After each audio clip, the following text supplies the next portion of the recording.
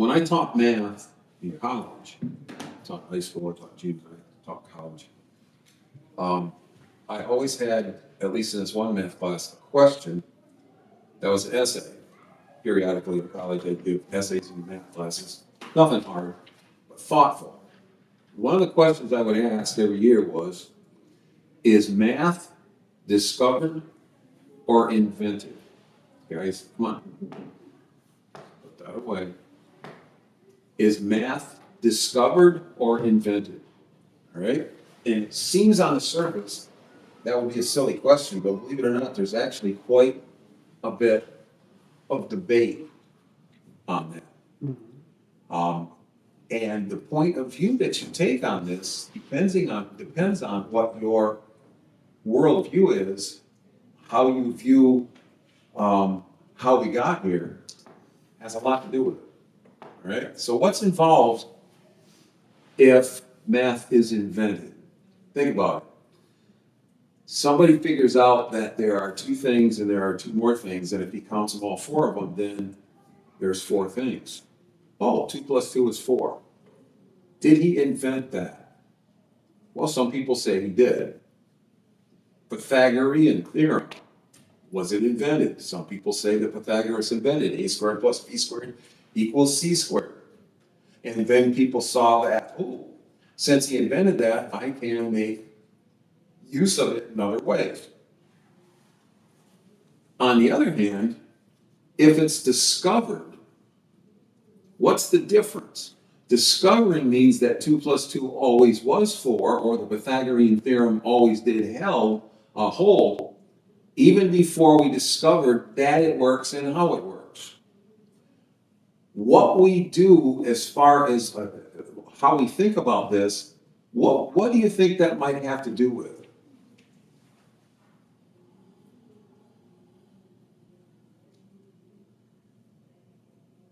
If there is only only matter at the beginning. Remember how we had the first few classes? Mind versus matter. Which came first? Yes? You guys you just gotta know whether you're paying attention, you understand, all right?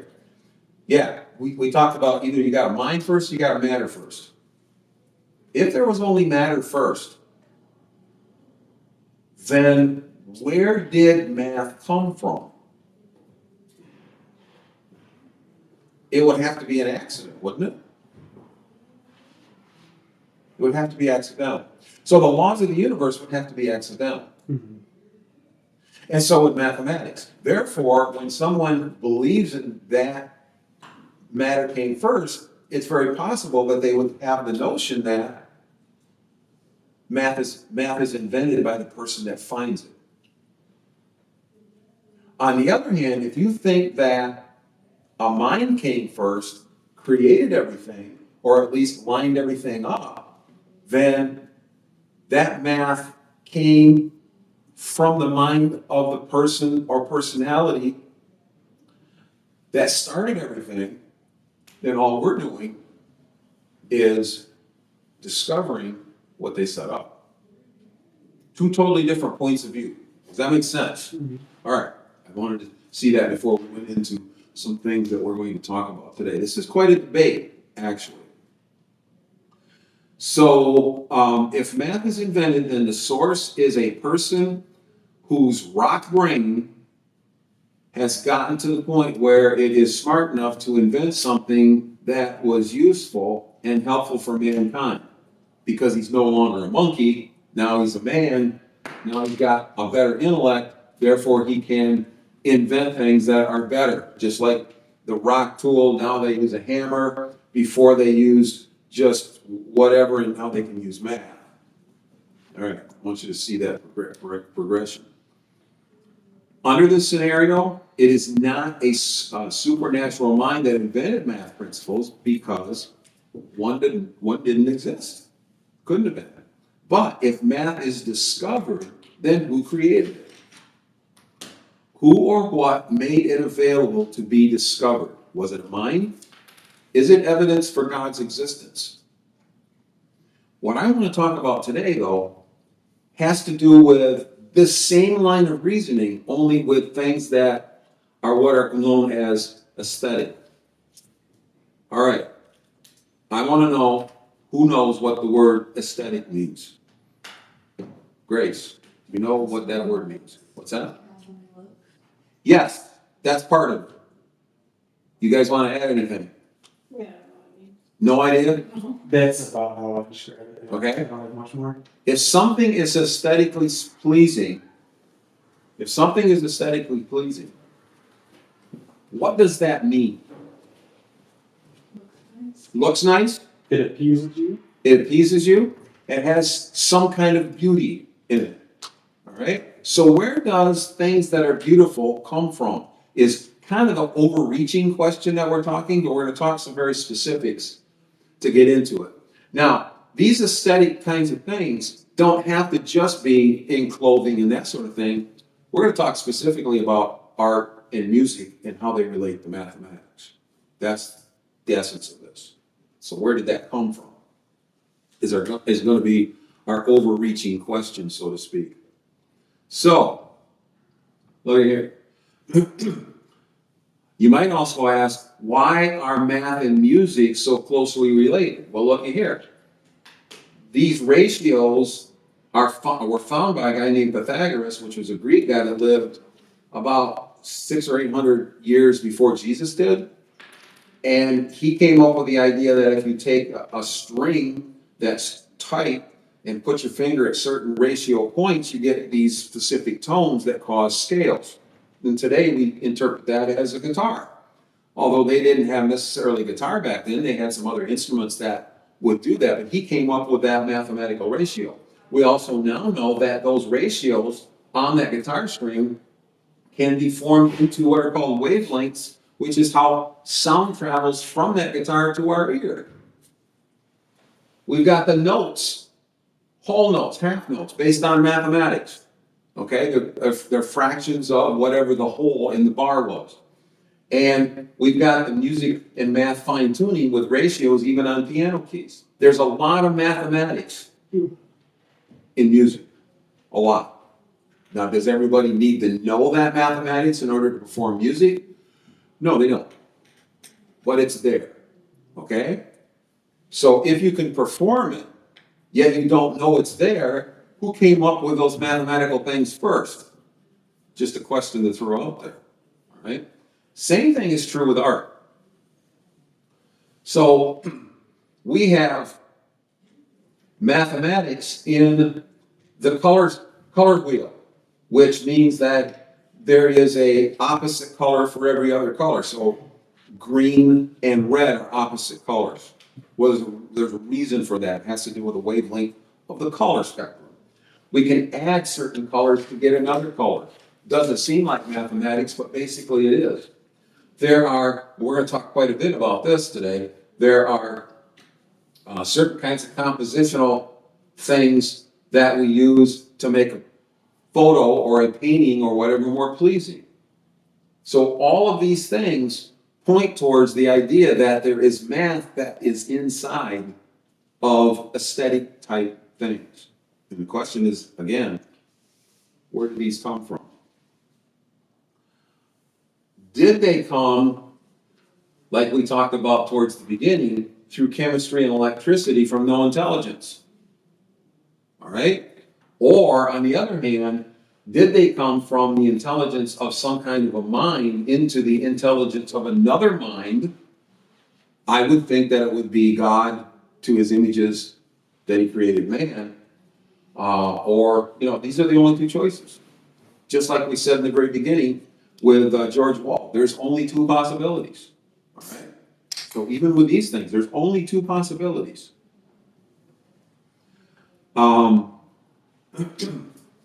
Anybody, when I was in college, there was a point at which I took an architecture class. And I remember that we were studying Greek architecture at a certain point, and I had a chance before the next class meeting to go to Washington, D.C., and I knew that in Washington, D.C., there was neo-Greek classical architecture all over the place. And I thought that was kind of interesting. Well, this is the kind of architecture we see in the ancient Greek Empire. Okay? Is there any way to mistake this architecture with that of Frank Lloyd Wright? Look at them again. Are they similar? Or are they actually quite different? They're different. So, even in something like architecture, what is it that the person that's doing that architecture, what do they follow? They follow a common design. The Greeks back then, they followed a common design in all of their major buildings. Whereas a specific, this guy's actually very famous, he follows a specific kind of design in all of his buildings that he did. He's well known for it. So what we have to see is, I think, one of the parts that we're going to try to see here, is that if you see a common plan, if you see the same thing over and over again, then it doesn't point towards randomness. It points towards a common design, which means there's probably a designer using the same design over and over and over again. So, we're going to start out here. What do rabbits, lettuce, music, the Parthenon, the Mona Lisa, pine cones, hurricanes, and cropping a photo all have in common? Because they have a lot in common. Good. That's what we want to talk about. You almost blew your perfect attendance. I never missed her. All right, we've already talked about a whole page of this, so you're going to have to catch up. I'll watch it when I get home. All right. So, what do all these things have in common? We're going to discuss 5 things, 4 of them for sure. I don't know if we'll get to the 5th one or not. We're going to discuss these kinds of things to prove or to at least show what it is I'm talking about. The first one here is a guy named Leonardo Fibonacci. Right? He lived in about the 1100s, between 11 and 1200s. And he was a mathematician, very well known for some of the research he did. But the important thing is what we're going to talk about is accredited to him. But he didn't even know that he had discovered it, or as some people would say, invented it. That he didn't even know he had discovered something that was even more important before he died. But other people looked at what he did and said, wow, look at this, look what this guy figured out. All right? Here's what he's most known for. Fibonacci originally had a project that was to predict rabbit reproduction. All right? How much over a particular period of time does it take for rabbits to get to a certain size population? So here's what he did. He started with 1 pair. And he knew that there was a gestation period of such and such a time in the rabbits. It's fairly short. And then he started counting rabbits over a period of time until he figured this out. And I want you to notice over on the right side here, 1 pair, 1 pair, 2 pair, 3 pair, 5 pair, 8 pair. That's the pattern that he found. So if given 1 set of rabbits, male and female, and this much time, according to what he figured out, he could figure out how many rabbits there would be in 2 years, 3 years, whatever. Right? Seems trivial, seems like something that would be a government project that they would waste money on. But I hope you're going to see before we're done that it's actually extremely important mathematical principle. It's called the Fibonacci numbers. If you start out with a 1, actually a 0, 1, and you add it, what do you get? You get 1. And then if you take the next number, you get 2. And the next number, you get 3. How are you getting the numbers in this mathematical sequence? Then 2 before. Yes. Takes a lot of people longer than that to figure that out. Right up on the slides. All right, good. So, what would the next number be? Grace, what would the next number be? Yes. And who wants, what would the next number be? Caleb? 8. Yes. And the next number? 13. Yes. 21, 34, 55, 89, all Fibonacci numbers. So it's a specific sequence that you get. All right? Very famous one, used a lot. So the question is, where do we see Fibonacci numbers? Do we see them just in rabbit populations? And the answer is no.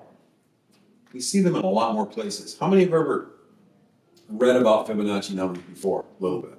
Anybody? A little bit? All right. Let's start with flowers.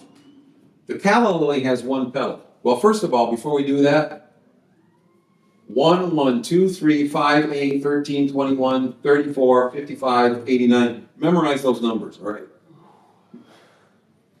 Calla lily, one petal. 2 petals. Trillium, 3 petals. Columbine, 5 petals. Blood red, 8. Black-eyed Susan, 13. 21 in the Shasta daisy. 34 in the field daisy. And we could do this all day long. So how do rabbit populations and flowers have anything to do with each other? That's a good question. Or, let's go one step further. If we look at the branching patterns of a lot of plants, the branching patterns follow the same Fibonacci sequence. All right, 1, 1, 2, 1, 3, 2, 5, 3, 8. All Fibonacci numbers. Were all those flowers before this, were those all daisies? No, Types of daisies? Okay. no. There are, I will disqualifier, there are some flowers, very few, but there are some flowers that are not, but the vast majority of flowers follow the number of petals is a Fibonacci number. Gotcha. I wonder how they connected. That makes sense. All right? Did somebody invent that? Was that an accident? All right, that's what we need to be asking ourselves all the way through here. What about the number of ribs in a lettuce? What about the number of seeds in a banana or an apple? Fibonacci numbers. Okay, what's this one? 5. Apple, cut it sideways. Don't cut it down like we normally do. Cut it sideways, there's 5. Cut a banana sideways, there's 3. Still circumstantial, isn't it? Absolutely. Well, let's go to something else. We talked about Pythagoras coming up with those notes that took us, if you cut it in half, you get an octave. If you cut it here, you get a third. If you cut it here, you get a fifth. Those notes are all based on Fibonacci sequence numbers. Okay? A major chord is a 1, 3, and 5. An 8, 1 and 8. In a major scale, there are 8 notes. In a chromatic scale, there are 13. Both Fibonacci numbers. Let's go a little bit further. What about the human hand? Okay, we see Fibonacci numbers in all of these parts, whether it's the individual bones, whether it's the number of fingers. All right. Doesn't seem like much, but we're going to go a little bit deeper here and talk about something called the Fibonacci ratio that is based on Fibonacci numbers. So, you'll notice over here, we've got Fibonacci numbers of 1, 2, 3, 5, 8, 13, 21, 34, 55, the ones we just listed. You with me? If we take any 2 consecutive Fibonacci numbers, 1 divided by 1, 2 divided by 1, 3 divided by 1, 5 divided by, 2, 5 divided by 3, all the way up to 34 divided by 6, 34 divided by 21, etc., etc. What happens to the number that we get after that division? It actually gets closer and closer and closer to a very important number in mathematics. Okay? That number is actually called phi. It's not pi. It's an irrational number like pi is. If you remember studying 3.1418, etc., etc., etc., goes on forever. So does this number. It's called phi. It's the, also called the golden ratio number. And it is approximately 1.618, but that number, as you go up and even go into infinity, dividing these farther and farther, it gets more and more fine-tuned. That particular number becomes a ratio of about 1 to 1.618. And the relationship of those particular those particular numbers then become important, like I just said. So what else has to do with this golden ratio?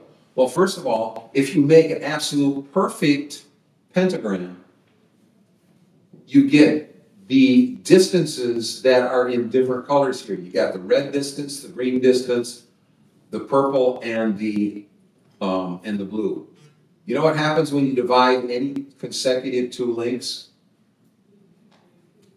You get that golden number, that golden ratio number, 1.618. Take the red divided by the green, take the green divided by the blue, take the purple divided by the blue, or take the blue and divide it by the purple. You get that number every time, if you've drawn it perfectly. Here's another thing that's important. It's called the golden triangle. It is the ratio of a triangle that uses this 1.618 to 1 ratio. It's not exact, but it's very close to what we call a 5 by 8 rectangle. What if you take the 5 and double it and the 8 double it, you get 10 by 16. That ends up being approximately the viewing area. Actually, it's a 9 by 16 ratio, which is closer to this golden rectangle ratio of what we have on TV sets now and movie screens. You know some of this. Where have you heard this? I'm just curious. Well, we in algebra. Good. You got a sharp teacher. Good. Excellent. Excellent. Yeah, I used to teach this too. That's very good. So, where do we see these show up? Well, the ancient Greeks used those particular proportions in a lot of things, like their sculpture, to make the perfect human. And the Greeks also used this in their architecture to make the perfect building. Okay? And more modern artists use these same things, like the Mona Lisa and this Last Supper by Leonardo da Vinci, use these same proportions in very, very famous paintings. Modern buildings are built on these same proportions, the golden ratio. And even the advertisements that we see, like Toyota and all these, use that same proportion, or even the cereal box or the original classic iPod, and even front-end car designs. So this isn't something that modern man doesn't know about. It's used a lot because it's very pleasing. It's one of those aesthetic things that we talked about at the beginning that had to come from somewhere. Now, either Leonardo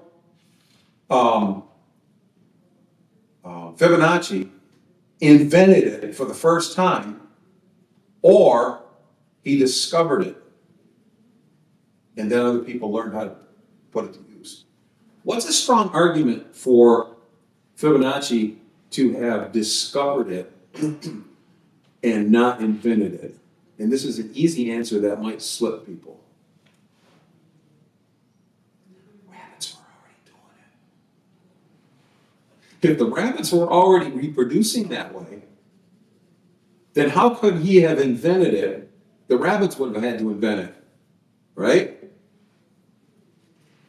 Is that kind of a piece of evidence that shows there had to have been a mind first? I think so, but others don't. Others do not. So the next thing I want to look at is the Fibonacci spiral and how it's related, and then some examples of it. So if we take those Fibonacci numbers, you see I'm starting down with 1, we make a square, 1 by 1. And then next to it, we make another one, because the next Fibonacci number is 1. And then we take, what's the next Fibonacci number? No? 2, okay? We make a 2 by 2 square on it. What's the next Fibonacci number? 3. We make a 3 by 3 square. Next one is 5, 5 by 5 square. Next one is 8, 8 by 8 square. If we start at the beginning, that's where the red dot is, where our first square was, and from that we take across each one of these squares as they get bigger and draw a curved line, we end up with that. Okay? That's called the Fibonacci spiral. Where do we see the Fibonacci? Still based on the discovery, I think, of Fibonacci back in the 1100s. But pre-existing him because rabbits already knew it. All right? So where do we see this? Well, we've got, first of all, I want to show you that we have each one of these numbers that are in this square, of course, are based on that golden ratio. Because if we take 13 divided by 8, we get 1.618. If we take 8 divided by 5, we get the same thing, etc. And as we go bigger and bigger on this spiral, we get, it's all related. Whether it's the spiral, the number, or the numbers themselves, or whether it's the ratio. It's all related. Where do we see the Fibonacci spiral in nature? Well, here's some easy ones. Watch your ear.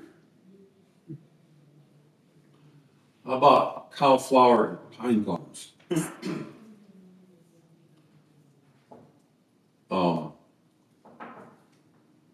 Sunflowers. A rose. Nautilus seashells. Music. This is what's known as the map of harmonic sequence. Follows that same pattern. What about an ocean wave? Or a hurricane? Or a universe?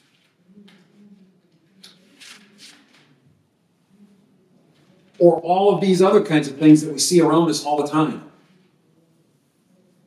Or the DNA? It says, a single turn of a DNA helix measures, and this is approximate, I don't know that they have the exact measurements, but it's very, very, very, very close to a 34:21 ratio, which means that it's in the ratio of that golden section, that golden ratio. The golden ratio, or the Fibonacci, or the Fibonacci form a bridge from the number patterns found in the double helix of DNA and the cross section of the DNA double helix shown by this part right here, which shows the double pentagram, which we already looked at. The pentagram is what? Its sides were based on those same ratios. This is just an accident, right? We must ask ourselves, how can all of these seemingly disconnected things, these are totally disconnected. Some of them are living, some of them are not. Some of them are things that are just done. Some of these things are things that people paint. Some of these things are universe, water. They don't have that much to do with each other. And yet they all show a similar pattern. How can these disconnected things, some living and some inert, share the same fundamental structure? Okay?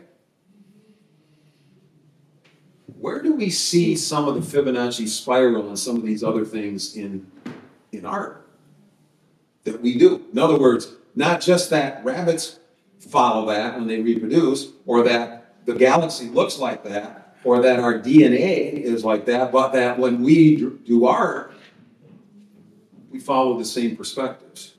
A good artist tries to. Okay?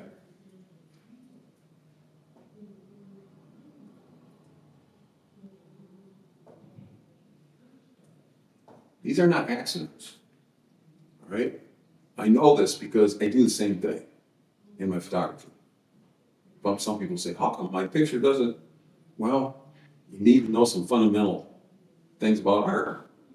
You've done some art? You like art? I'm an artist and I'm Amazing, too. I'd like to see some of your stuff, yeah. Alright. I'm a photographer, I've been for 50 years. I'm going- Photographer, Going to college for it. am I? Yeah. Good for you. Excellent. I want to talk to you. I do, I really do. I took my senior photos too. You took your own? I want to see them. I had I used to take a lot of senior photos. Yeah, I owned a business for a long time. All right, we'll get back to that. Okay? Yeah, these are all very, very important notions of usability of something that was discovered by a guy trying to figure out how many rabbits there'd be over 1,000 years ago. But the rabbits already knew that, so it had to come before that. The following, this part I'm probably just going to go through real quick because it's actually a part of another lecture I've done before for photographers. So basically, we're running out of time just a little bit, and it's not as important to the point I'm trying to make. But use Lightroom, I would imagine. I don't even remember her name right now. Cheyenne. You use Lightroom, I would imagine? Okay. Do you know all of the different crops that are within Lightroom? That the Fibonacci spiral is one of the crops that you can use? And also, instead of using the rule of thirds that automatically comes up, you can use the golden ratio rule inside of Lightroom. Yeah. And this is some examples of using that crop, whereas the rule of thirds is slightly different. I'm talking to a kindred spirit here. All right? Yeah. I'm just going to leaf through a few of these. But the neat thing is also that the Greeks did that millennia ago. They built those buildings that we talked about. Remember? We talked about the difference between Frank Lloyd Wright and Greek architecture. The Greeks based theirs on this. Way before Fibonacci. Where did they get that from? And they did that both in their architecture and in their sculpture. So, there's also something, this one's already also in there, the golden triangle. Basically, it's not really the golden triangle, it's really what's known as the Kepler triangle. They don't make that specific, but I found that out by accident. And there are lots of pictures and photographs that are based on that particular composition also. This is to show off just a little bit. Here's a few of mine that are based on that same spiral.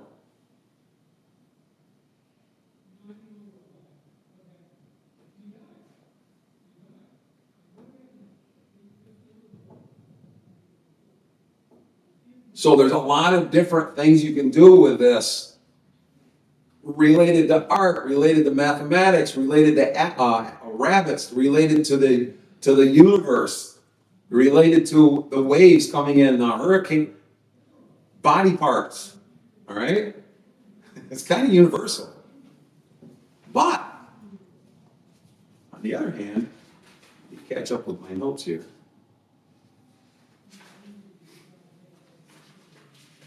Down here. There are attempts to prove that this is all evolutionary.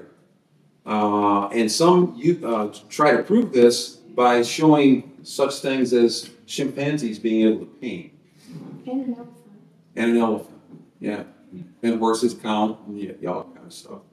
This is not just some nut out there. This is actually programs that probably our government is funding, all right? Because people want to prove that that's an accident. And that monkeys have that capability and we just are better at it than the monkeys are. Because we came from monkeys. It's the reason for it. So, If we were to take a look at the following photographs, all right?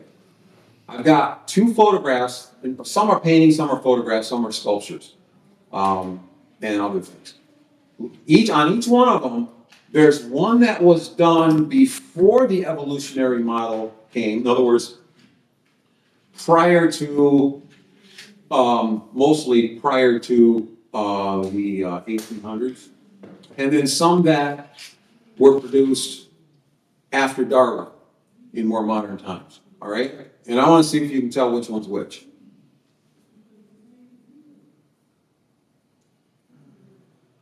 You ought to be able to tell right away. I paired these up so they're similar in content.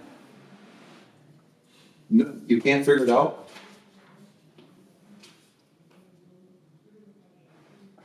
Which one's pre-Darwin and which one's post-Darwin? Come on, you know. Tell them. It's a 50-50 for me. I don't know the second, folks. This one assumes order, this one assumes random. This is influenced by Darwin. So no longer do we have good form, we have what happens if things were different, if things were random. Maybe it could have been this way. Now that's not what everybody is saying when they do that, but I've talked to artists. I've had them next to me in booths in some of the biggest art shows in the Midwest and heard them talk. Okay? They're nonsense. Try to figure out what it is that they're actually saying in them sometimes can be difficult. What about this one? They're both kind of abstract, all right? But this one has a form to it. There's some order to it. There's some order to it, all right? What about something like this? What about something like this? Now, I'm not saying that 100% everybody after Darwin thinks one way and everybody before does. That's not my point. My point is that this didn't happen before Darwin. Okay?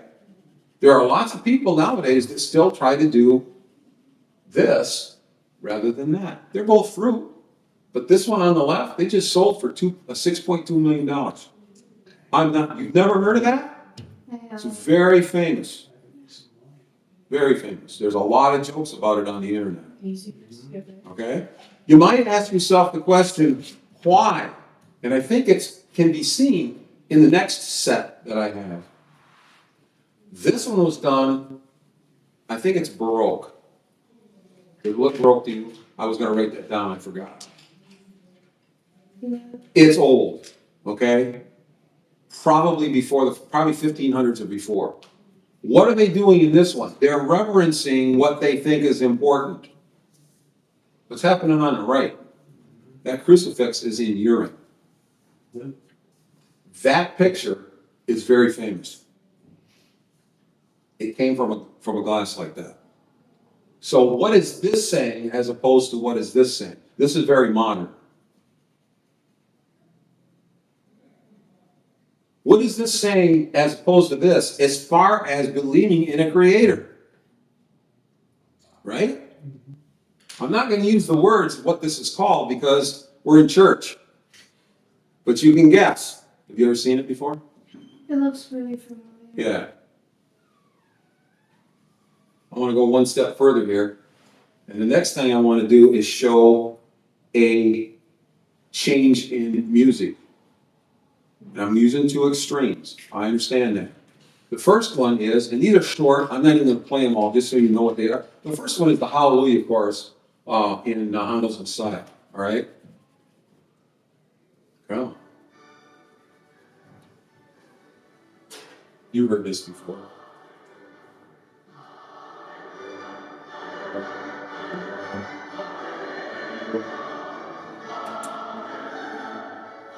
I think you will admit that even if it's not your style of music, it's really kind of cool.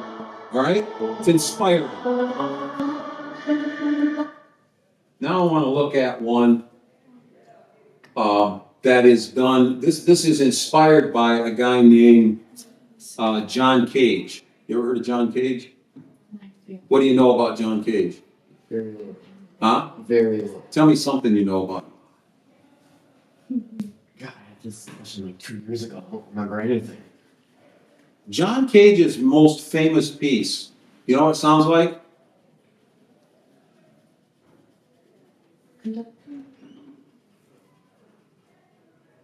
No, I'm playing John Cage's most famous piece. It's all the rest. It is called 4:33. 4 minutes, 33 seconds, which adds up to be 273 seconds. 273 is what the degrees are, minus 270 degrees Kelvin is absolute zero, where no life can exist. Everything's frozen solid. No life at all. So basically, in John Cage's 4:33, the conductor goes up, down, and the orchestra sits there in silence for 4 minutes, 33 seconds. And everybody claps at the end. What is he trying to say? There's no end to this. We may not even exist. You know, I don't know for sure. I'm guessing. This right here, his music was like that. There was a lot of it like that. And this is a high school group playing one of his pieces. And compare this to the Handel or any other music that you like to listen to, but to the Handel's Messiah here that we just listened to.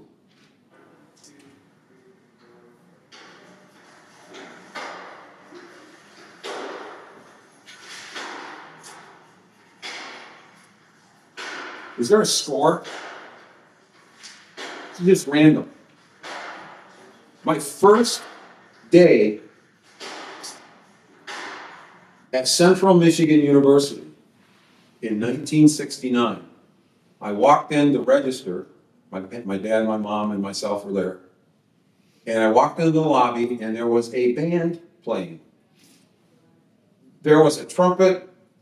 There was a person with a drum. There was a person with maybe a trombone, a clarinet, and a couple other instruments. And behind them was a screen, and the screen was showing silent film Mickey Mouse. And the people that had those in. Now I'm a music guy, all right? I got a degree in music. I played all through high school and through college. And I heard this. Boom. Mickey Mouse playing in the background. The whole thing, that's all it was. It was John Cage. I didn't know who John Cage was at the moment, but that's what it was. This has been going on for a while. Okay? It was my first introduction to the universe doesn't matter. You don't matter.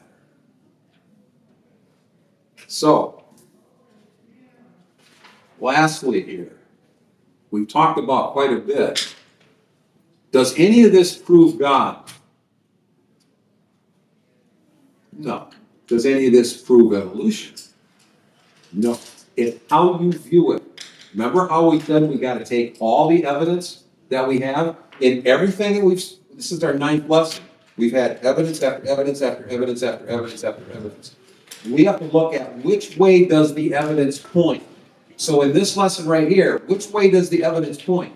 If we've got, take a look at the universe, if we take a look at our aspect of life, such as both human and non-human, the cell structures and everything else that we talked about in the past. If we look at the intricacies and complexities of common designs like we talked about today.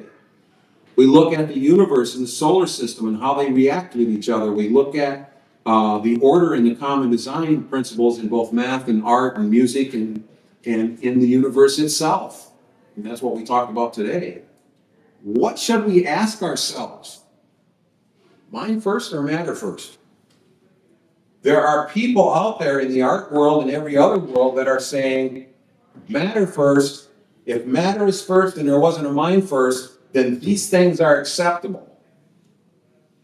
If mind is first, then these things are nonsense and they follow the order of a designer that created such things as not just the intricacies of the human cell, the intricacies and things that are in the universe itself, but also in the designs that we see, such as, not limited to, the Fibonacci sequence.